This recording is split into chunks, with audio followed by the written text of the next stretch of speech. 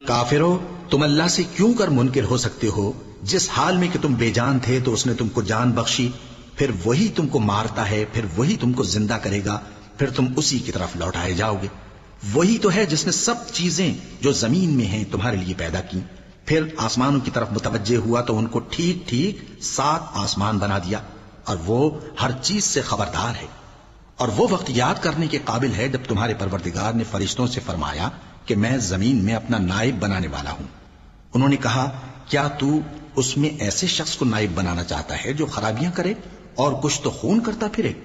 اور ہم تیری تعریف کے ساتھ تسبیح و تقدیس کرتے رہتے ہیں۔ فرمایا، میں وہ باتیں جانتا ہوں جو تم نہیں جانتے۔ اور اس نے آدم کو سب چیزوں کے نام سکھائے، پھر ان کو فرشتوں کے سامنے کیا اور فرمایا کہ اگر سچے ہو تو مجھے ان کے نام بتاؤ۔ انہوں نے کہا، تو پاک ہے، جتنا علم تو نے ہمیں بخشا ہے اس کے سوا ہمیں کچھ معلوم نہیں، بے شک تو دانا ہے، حکمت والا ہے۔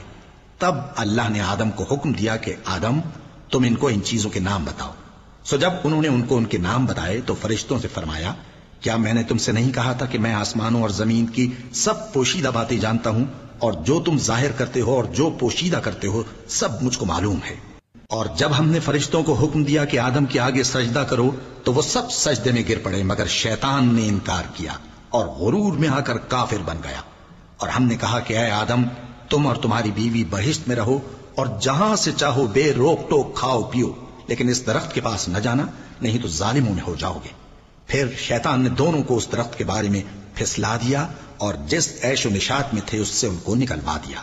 تب ہم نے حکم دیا کہ بہشت بری سے چلے جاؤ، تم ایک دوسرے کے دشمن ہو، اور تمہارے لیے زمین میں ایک وقت تک ٹھکانہ اور معاش مقرر کر دیا گیا ہے۔ پھر آدم نے اپنے پروردگار سے کچھ کلمات سیکھے اور معافی مانگی تو اس نے ان کا قصور معاف کر دیا۔ بے شک وہ معاف کرنے والا ہے، بڑا مہربان ہے۔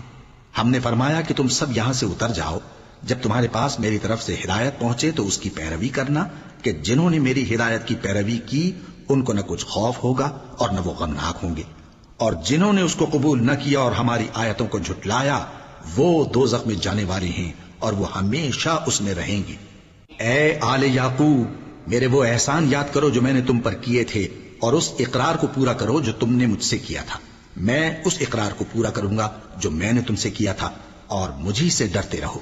اور جو کتاب میں نے اپنے رسول محمد صلی اللہ علیہ وآلہ وسلم پر نازل کی ہے، جو تمہاری کتاب یعنی تورات کو سچا کہتی ہے، اس پر ایمان لاؤ اور اس سے منکر اول نہ بنو، اور میری آیتوں میں تحریف کر کے ان کے بدلے تھوڑی سی قیمت یعنی دنیاوی منفعت نہ حاصل کرو، اور مجھی سے خوف رکھو۔